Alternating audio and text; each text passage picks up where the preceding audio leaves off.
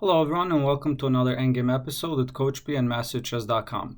In this episode, we're going to take a look at the positions that involve a rook and pawn on the 5th rank versus rook, where the defending king is in front of the pawn.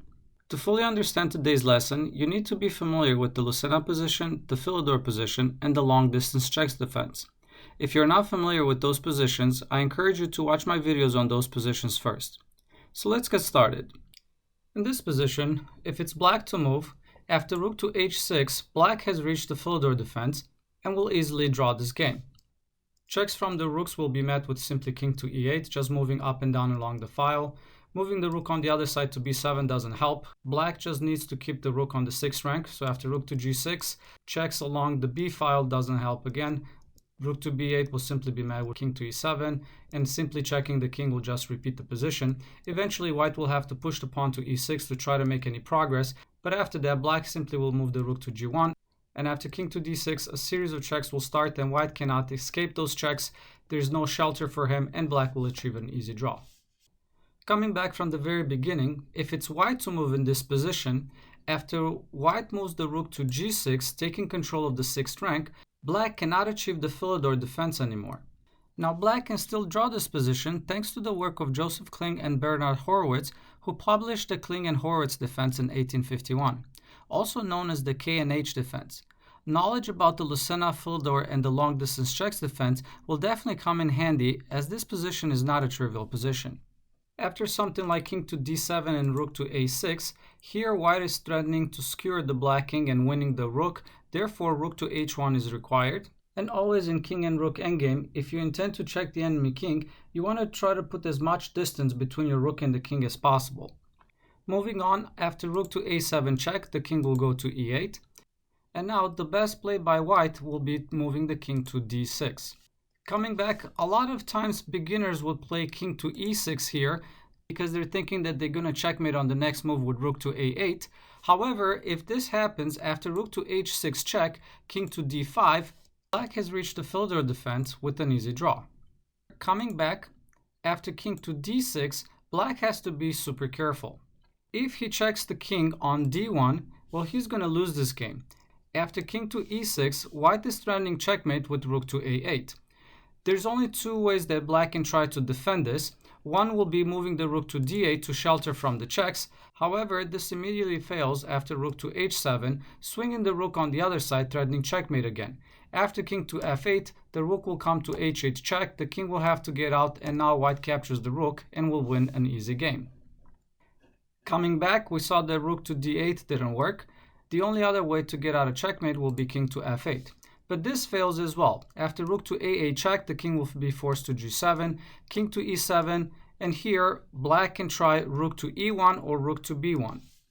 If black moves the rook to e1, well, after pawn to e6, there's nothing that black can do to stop white from reaching the Lucena position. After rook to d1, king to e8, rook to e1, pawn to e7, white has reached the Lucena position. I'm just going to fast forward to the moves to see how he's going to win the game.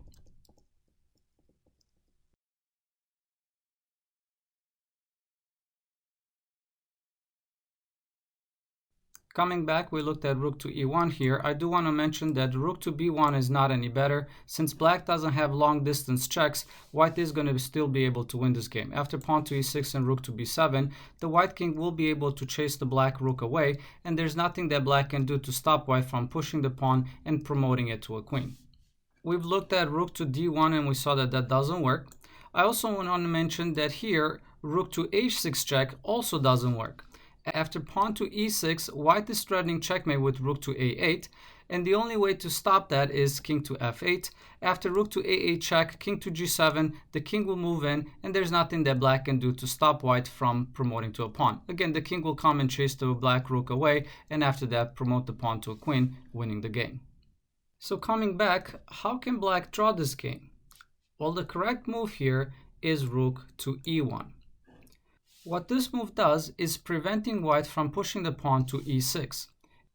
If the pawn does move to e6, well, the white king will not have any more shelter, and black will be able to start a series of checks just like in the Philidor defense, and white will not be able to make any more progress.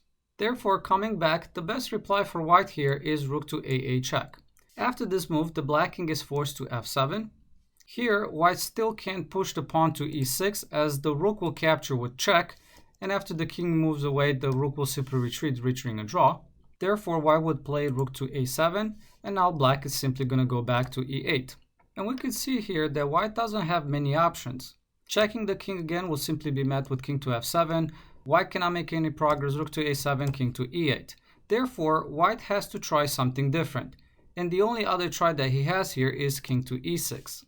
Now white threatens checkmate with rook to a8. Here the correct response is king to f8. You always want to run with the king to the short side of the board, so you could have the correct setup for the long distance checks defense. Coming back, we saw before that rook to d1 to shelter from the checks does not work here. After rook to a8 and rook to d8, white can't capture the rook here, and then after black captures back, after king to f7, white wins this game. The pawn will simply march forward and promoting to a queen, where white will win this game. However, coming back, after king to f8, black can reach a draw here. Now this looks similar to the position we've seen before where white won the game, but the difference is that the rook was on d1, not on e1. After rook to a8, the king will move to g7.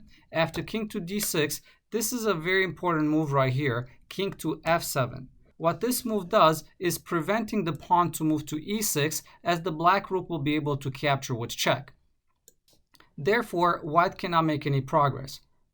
The king can't move anywhere as black will simply capture the pawn. The pawn can move, and the only other thing that white has is checking the king. After rook to a7 check, the king will move back to e8, repeating the position. King to e6, king to f8. Rook to a8 check, king to g7. Now the only other options that we haven't talked about is where white will move the rook to defend his pawn. Moving the rook to b8 just waiting, well, black will do the same thing, just rook to e2, just wait, and the position will repeat. After rook to a8, rook to e1. So he has to try something different. If he moves the rook to a5, defending his pawn, well, here black can still just wait with the rook to e2. After king to d7, black will move the king to f7. This prevents the pawn from moving forward. If the pawn moves to e6, black can simply capture that pawn. Rook to f5 does not work, as rook to f6 will shelter the king from the checks, and now black reached the draw. The best play by white here is rook to e8, which is a very poisonous move, and black has to be super careful. The idea is that if black makes the mistake of just waiting here, let's say rook to e2, the white king will now move to d7 as the white rook defends its pawn on e5, and after something like rook to d2 check, king to e7, rook to e2, and pawn to e6, white has reached a winning endgame. However, coming back after rook to e8, the correct response is rook to a1, setting up the long distance checks defense. We could see that the black king is on the short side of the board and the rook is on the long side, threatening to start a series of checks from the side where white will not find any shelter. Here the best play by white will be rook to d8 to shelter from those side checks. And now, as the white rook is not defending the pawn anymore, he can go back with the rook to e1. Now coming back, even though rook to a6, starting a series of checks from the side right away also draws, this is a little bit more risky, and black has to be more careful. After something like king to e7, rook to a7 check, rook to d7, black needs to remember that he needs to move the rook to a8 to control the 8th rank, as we've seen in the long distance checks defense video. If he makes the mistake of retreating the rook to a1, he's going to lose this game.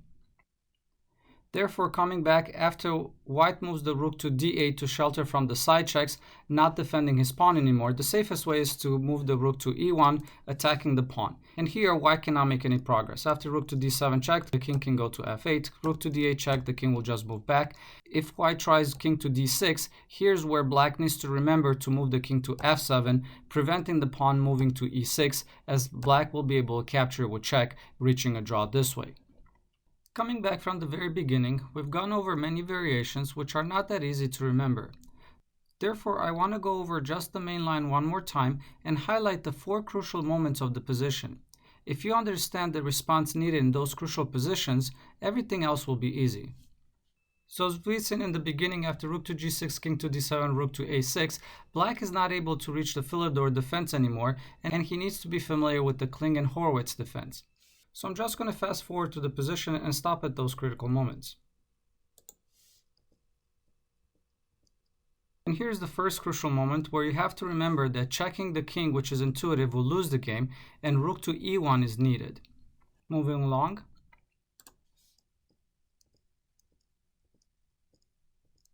And here's the next crucial moment where white is threatening to checkmate with the rook to a8. Here, black needs to remember to run with the king to f8 to the short side of the board. Let's continue. And here's another crucial position where after the king moved to d6, black needs to remember to move the king to f7 to prevent the pawn from moving forward, as he's going to be able to capture with check. And moving along. This is the last crucial position where the white rook defends the pawn on e5 and threatens to move the king to d7.